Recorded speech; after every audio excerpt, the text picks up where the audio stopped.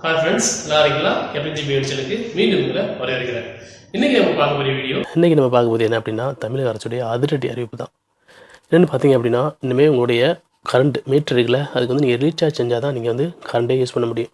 அந்த மாதிரி ஒரு புது திட்டத்தை கொண்டு வர போகிறாங்க. எப்போ நீங்கள் பார்த்தீங்க அப்படின்னா 2019 ஏப்ரல்லேருந்து தமிழ்நாட்டில் மட்டும் இல்லை, இந்தியா முழுவதும் கொண்டு வர போகிறதா சொல்கிறாங்க. இதுக்கு என்ன காரணம் நீங்கள் பார்த்தீங்க அப்படின்னா, மின் திருட்டு நடக்குது. அதனால் வந்து கவர்மெண்ட்டுக்கு வந்து அதிகமான லாஸ் ஏற்படுது அப்படிங்கிறாங்க. நம்ம தமிழ்நாட்டு மட்டும் இப்போ நீங்கள் பார்த்தீங்க அப்படின்னா 2.60 கோடி மின் இணைப்பு இருக்கிறதா சொல்கிறாங்க.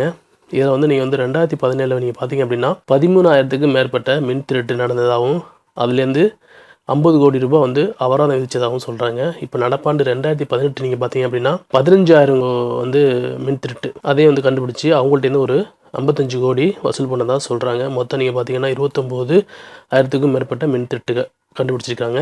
அதில் வந்து 105 கோடிக்கு மேலே அபராதம் வாங்கியிருக்காங்க. இது வந்து கண்டுபிடிச்சனால இவ்வளோ வாங்கினாங்க. கண்டுபிடிக்காமல் எவ்வளவோ பண்ணுறாங்க அப்படின்னு சொல்லிட்டு சொல்கிறாங்க. எப்படிலாம் பண்ணுறாங்க அப்படின்னு பார்த்தீங்க அப்படின்னா, பக்கத்தில் வந்து டிரான்ஸ்ஃபார்மர் இருக்குது, அதுலேருந்து வந்து கரண்ட் எடுத்துக்கிறது. அப்புறம் கொஞ்சம் அவுட்ரு ஏரியாவில் வந்து லைன் போகுதில்ல, அதில் வந்து கொக்கி போட்டு கரண்ட் எடுத்துடுறாங்க. மீட்ரு இப்போ இருக்க மீட்டரில் வந்து காந்தத்தை வச்சு அதை மீட்ரு ஓட விடாமல் கட்டுப்படுத்துகிறாங்க.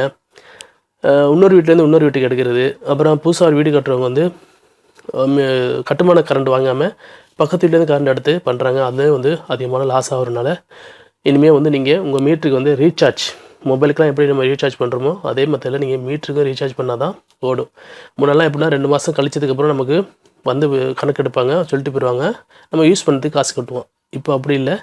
மொபைலுக்கு நம்ம எப்படி ரீசார்ஜ் பண்ணுறோம், முன்கூட்டியே உங்களுக்கு 100 தேவைப்படும், 100 போட்டுருவீங்க. அதுக்கப்புறம் அதை முடிஞ்சதுக்கப்புறம் திரும்ப 100 போடுவீங்க. அதனால் வந்து முன்கூட்டியே கரண்ட்டுக்கு வந்து நீங்கள் காசு கட்டணும். அந்த மெத்தட் தான் கொண்டு வரப்போங்கிறாங்க.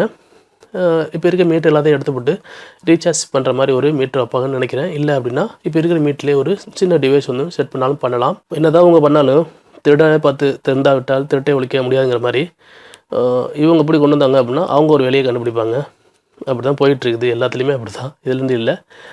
நம்ம இந்தியா வேறு டிஜிட்டல் இந்தியாவா, இனிமேல் வந்து டிஜிட்டல் மீட்டர் தான். அதனால் நீங்கள் வீட்டுக்கு கரண்ட் வேணும் அப்படின்னா முன்கூட்டியே கரண்ட் கட்டி ரீசார்ஜ் பண்ணிட வேண்டியதான். நீங்கள் 100 ரீசார்ஜ் பண்ணிங்க அப்படின்னா நைட்டில் கரண்ட்டு போயிடும். அது முடிஞ்சதோட கட் பண்ணி விட்ருவாங்க.